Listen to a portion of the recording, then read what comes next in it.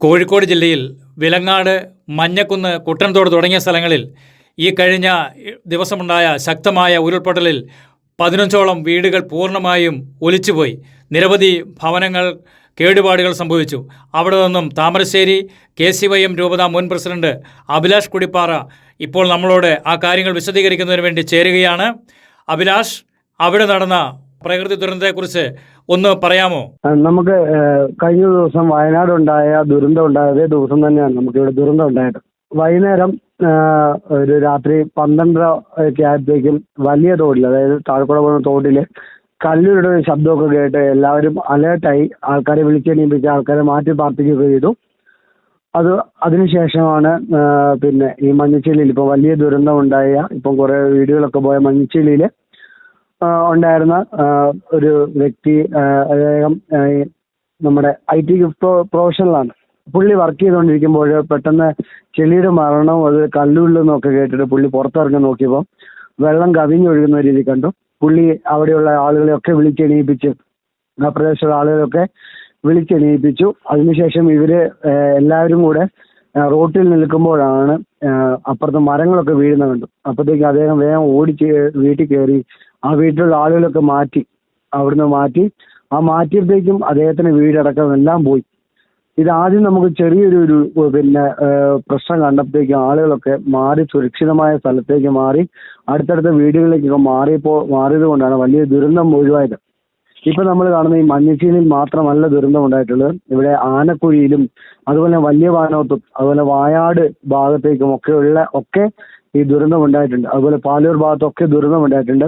ഇതൊക്കെ ആളുകളുടെ ഒരു കാര്യക്ഷമമായ ഇടപെടൽ കൊണ്ടും കൃത്യമായ കോണ്ടാക്ട്സ് കൊണ്ടും എല്ലാവരും ഇപ്പം ഈ ഒരു നാടിന്റെ കുറിച്ചും ഒക്കെ കൃത്യമായ ധാരണ ഉള്ളതുകൊണ്ടാണ് വലിയൊരു ദുരന്തം ഇവിടുന്ന് ഒഴിവായത്. പ്രിയപ്പെട്ട മത്തായി മാഷ് ആളുകളെ മാറ്റി പാർപ്പിക്കാൻ വേണ്ടി, ഈ ദുരന്തം ഉണ്ടായപ്പോൾ ആളുകളോട് മാറി താമസിക്കാൻ വേണ്ടി പറയാൻ വേണ്ടി വന്നതായിരുന്നു. ആ വന്നപ്പോഴാണ് വലിയൊരു വെള്ളപ്പാച്ചിൽ വരികയും സാറ് വിട്ടുപോവുകയും ചെയ്തു. കൂടെ ഉണ്ടായിരുന്നവരെ അദ്ദേഹത്തെ പിടിക്കാൻ വേണ്ടി കിട്ടിയില്ല. അപ്പം വടവെടുത്ത് അദ്ദേഹത്തെ വലിച്ചു കയറ്റാൻ വേണ്ടി വടവെടുത്ത് തിരിച്ചു വരുമ്പോഴേക്കും ആ വലിയ ഉരുൾ വന്ന് സാറിനെ അടക്കം കൊണ്ടുപോയി. കഴിഞ്ഞ ദിവസങ്ങളിൽ അന്ന് ഉരുൾപൊട്ടലുണ്ടായ ആ ദിവസം ഇങ്ങോട്ട് രാത്രി നമ്മൾ ഉദ്യോഗസ്ഥരൊക്കെ അറിയിച്ചു, അതായത് അധികാരികളൊക്കെ അറിയിച്ചിട്ട് ആരും ഇങ്ങോട്ട് തിരിഞ്ഞു നോക്കുകയോ ഇല്ലെങ്കിൽ അങ്ങനത്തെ ഒരു കാര്യങ്ങളും ഉണ്ടായില്ല. അന്ന് രാവിലെ ആണ് MLA സാറ് വന്നു. പിന്നെ MLA സാർ ഇവിടെ ഉണ്ടായിരുന്നു. പക്ഷെ കാര്യമായ ഒരു നീക്കുപോക്ക് ഉണ്ടായിരുന്നില്ല. പിന്നെ രക്ഷാപ്രവർത്തകരൊന്നും ഇവിടെ എത്തിയിരുന്നില്ല. അതിനുശേഷം നാട്ടുകാർ കൃത്യമായി ഇടപെട്ടുകൊണ്ട് പാലങ്ങളും മറ്റു കാര്യങ്ങളൊക്കെ ചെയ്ത് റോഡൊക്കെ ക്ലിയറായി. നമ്മുടെ ഫയർഫോഴ്സ് മാത്രമാണ് ആദ്യ ദിവസങ്ങളിൽ ഇങ്ങോട്ട് എത്തിയിട്ടുണ്ടായിരുന്നത്. അതിനുശേഷം ഇന്നലെ റോഡ് കുറച്ചൊക്കെ ചെളിയൊക്കെ മാറ്റിയതിനു ശേഷമാണ് ആളുകൾ എത്തി തുടങ്ങിയത്. ഇന്നലെ ബഹുമാനപ്പെട്ട MP വന്നിരുന്നു ഇവിടെ. MP വന്നപ്പോൾ ജനങ്ങളുടെ രോക്ഷ പ്രകടനം അവിടെ ഉണ്ടായിരുന്നു. അതിനൊക്കെ തുടർച്ച കളക്ടർ ഇന്നലെ വൈകുന്നേരത്തേക്ക് എത്തി. ഇന്ന് ജോസ് കെ മാണിയും ഇവിടെ വരികയുണ്ടായിരുന്നു. അഭിന്റെ പിതാവും അതുപോലെ വൈദികരുമൊക്കെ പിന്നെ ഈ ഒരു സ്ഥലം സന്ദർശിക്കുകയും ഇവിടുത്തെ പ്രശ്നങ്ങളൊക്കെ കൃത്യമായിട്ടും ഇന്ന് മുഖ്യമന്ത്രി അറിയിക്കുകയൊക്കെ ചെയ്തിട്ടുണ്ട്. ഇവിടെ ഏകദേശം 13-14ഓളം വീടുകൾ പൂർണ്ണമായിട്ടും അതിലേറെ വീടുകൾ വാസയോഗ്യമല്ലാതെയും പോയിട്ടുണ്ട്. ഇവിടുന്നൊക്കെ ആളുകളുടെ ജീവൻ രക്ഷപ്പെട്ടത് ഇന്നൊരു ചേട്ടൻ പറയുകയുണ്ടായി, ആ ഓട് ഇളകി വീഴുന്ന ഒച്ച കേട്ടത് കൊണ്ടാണ് ഞാൻ എണീറ്റത്.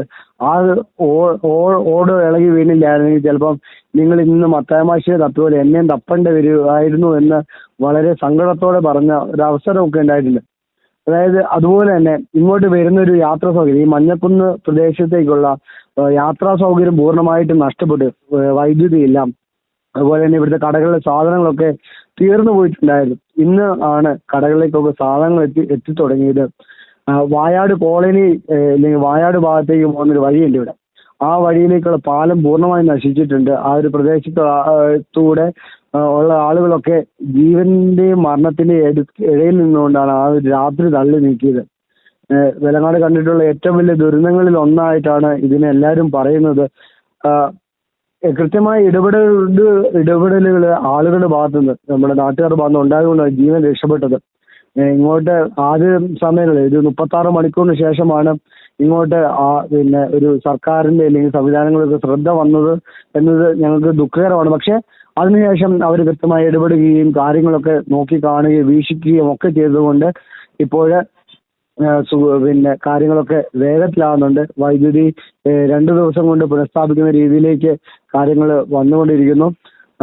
റോഡ് താൽക്കാലികമായി റെഡിയാക്കിക്കൊണ്ടിരിക്കുന്നു. എന്നിരുന്നാൽ പോലും നമുക്ക് വലിയ വാഹനങ്ങളൊന്നും ചെറിയ വാഹനങ്ങളും പോകുന്നത് വലിയ വാഹനങ്ങൾ ജീപ്പ് കടക്കാവുന്ന രീതിയിലേക്ക് കാര്യങ്ങളൊക്കെ ക്രമീകരിച്ചു വരും. ഇതാണ് ഇപ്പോൾ നിലവിലുള്ള അവസ്ഥ. കാണാതായ മത്തായ മാഷിന്റെ മൃതശരീരം ഇന്ന് ലഭിച്ചു. അദ്ദേഹത്തിന് അടക്കം കഴിഞ്ഞു. ഈ ഒരു നാട് ശരിക്കും ഒറ്റപ്പെട്ടു പോയ ഒരു അവസ്ഥയായിരുന്നു കഴിഞ്ഞ മണിക്കൂറുകൾ എന്ന് പറയുന്നത്. ഞങ്ങളുടെ കൂടെ ആയിരുന്ന എല്ലാവരെയും ഞങ്ങൾ സ്നേഹപൂർവ്വം ഓർക്കുകയാണ് ഈ അവസരത്തിൽ. അഭിലാഷ്, ഒന്ന് ചോദിച്ചോട്ടെ, ഇപ്പം അവിടെ മറ്റുള്ളവര് അവിടെയുള്ളവരെല്ലാം സുരക്ഷിത കേന്ദ്രങ്ങളിലാണോ? എത്ര പേര് അങ്ങനെ മാറ്റി പാർപ്പിക്കപ്പെട്ടിട്ടുണ്ട് ഒന്ന് പറയാവോ? ഇവിടെയുള്ള ആളുകൾ ഇപ്പോൾ ഇവിടെ ഏകദേശം 4 ക്യാമ്പുകൾ വെലങ്ങാട് പ്രദേശത്തുണ്ട്. പഞ്ഞക്കുന്ന് ബാലിഷ് അതുപോലെ വെലങ്ങാട് സ്കൂളിൽ, അതുപോലെ പാലൂര് പന്നേരി പ്രദേശങ്ങളിലായിട്ട് മൊത്തം ഏകദേശം 4 ക്യാമ്പുകൾ പ്രവർത്തിക്കുന്നുണ്ട്.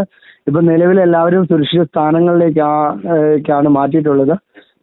ഇപ്പം അതായത് ഇനിയൊരു മഴയുണ്ടായാൽ ദുരന്തം വരാൻ സാധ്യതയുള്ള ആളുകളൊക്കെ മാറി താമസിച്ചിട്ടുണ്ട്.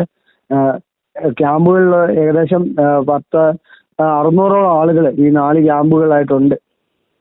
അപ്പൊ അഭിലാഷ്, നിങ്ങളെ അഭിനന്ദിക്കുകയാണ്. കാരണം ആ ദുരന്തം ഉണ്ടാകുന്നതിന്റെ മുൻപ് നിങ്ങൾ ആ കാര്യങ്ങളെല്ലാം മുൻകൂട്ടി മനസ്സിലാക്കുകയും എല്ലാവരും സുരക്ഷിത സ്ഥാനങ്ങളിലേക്ക് മാറുവാൻ നിങ്ങൾ മനസ്സാകുകയും ചെയ്തത് തന്നെ വലിയൊരു മാതൃകയാണ്. അപ്പോൾ ഒത്തിരി സ്നേഹത്തോടെ ഓർക്കുന്നു അത്. അതോടൊപ്പം തന്നെ അവിടെ മറ്റ് എന്തെങ്കിലും സഹായങ്ങൾ ഇപ്പം താമസിക്കുന്നവർക്ക് അത്യാവശ്യ കാര്യങ്ങളൊക്കെ ഉണ്ടോ? ഭക്ഷണം അങ്ങനെയുള്ള കാര്യങ്ങൾ ഉണ്ട്. ഭക്ഷണത്തിന്റെ കാര്യങ്ങളൊക്കെ പഞ്ചായത്ത് കാര്യങ്ങളൊക്കെ കൃത്യമായിട്ടും ചെയ്യുന്നുണ്ട്. അതുപോലെ തന്നെ വസ്ത്രങ്ങളൊക്കെ ഏകദേശം കുറേയൊക്കെ എത്തിയിട്ടുണ്ട്. ഇപ്പം നിലവിൽ ആവശ്യമുള്ളത് ഇന്നത്തെ സാഹചര്യം അനുസരിച്ച് ആവശ്യമുള്ള വസ്ത്രങ്ങളൊക്കെ ഏകദേശം എത്തിയിട്ടുണ്ട്. ഇനിയും ഇവർക്ക് തിരികെ വീടുകളിലേക്ക് പോകാൻ ഈ ക്യാമ്പിലുള്ള ആർക്കും തന്നെ തിരികെ വീട്ടിലേക്ക് പോകാൻ സാധിക്കില്ല. ആ ഒരു മലകളിലൊന്നും ആ ഒരു സ്ഥലങ്ങളിൽ താമസിക്കുന്ന ആർക്കും ആ ഒരു പ്രദേശത്ത് താമസിക്കാൻ സാധിക്കില്ല.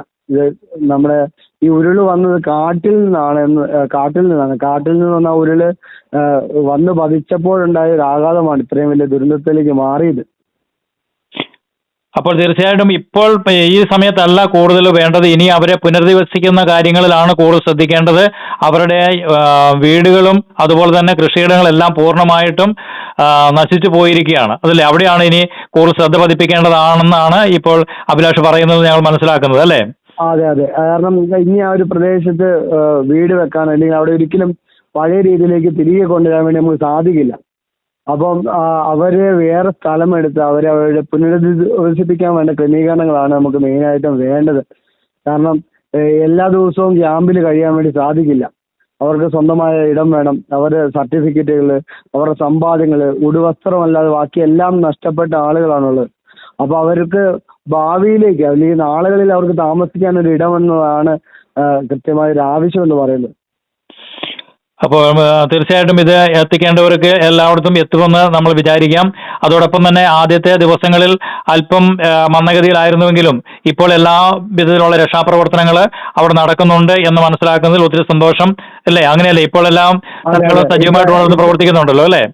ഉണ്ട്. ഇപ്പൊ എല്ലാവരും കൃത്യമായി പ്രവർത്തിക്കുന്നുണ്ട്.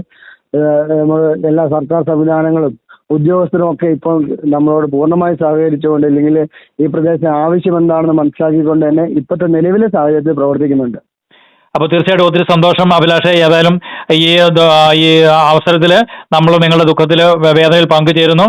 ഇത് എത്തേണ്ടടുത്ത് എത്തുവാനും ശരിക്ക് സർക്കാരിന്റെ ഭാഗത്തു നിന്നും മറ്റുള്ള ഇടങ്ങളിൽ നിന്നുള്ള ഇടപെടലുകൾ ഉണ്ടാകുവാനും നിങ്ങൾക്ക് സുരക്ഷിതമായ ഒരു സാഹചര്യം ഉണ്ടാകുവാൻ ഇടയാകട്ടെ എന്ന് നമ്മളും പ്രാർത്ഥിക്കുന്നു. നമ്മൾ അത്യാവശ്യം എല്ലാ കാര്യങ്ങളും എത്തിക്കേണ്ടടുത്ത് ഇത് ഒരു അറിയിപ്പായിട്ട് എല്ലായിടത്തും എത്തട്ടെ എന്നുകൂടെ ആഗ്രഹിക്കുന്നു. ഒത്തിരി നന്ദി അഭിലാഷ്. Okay, thank you.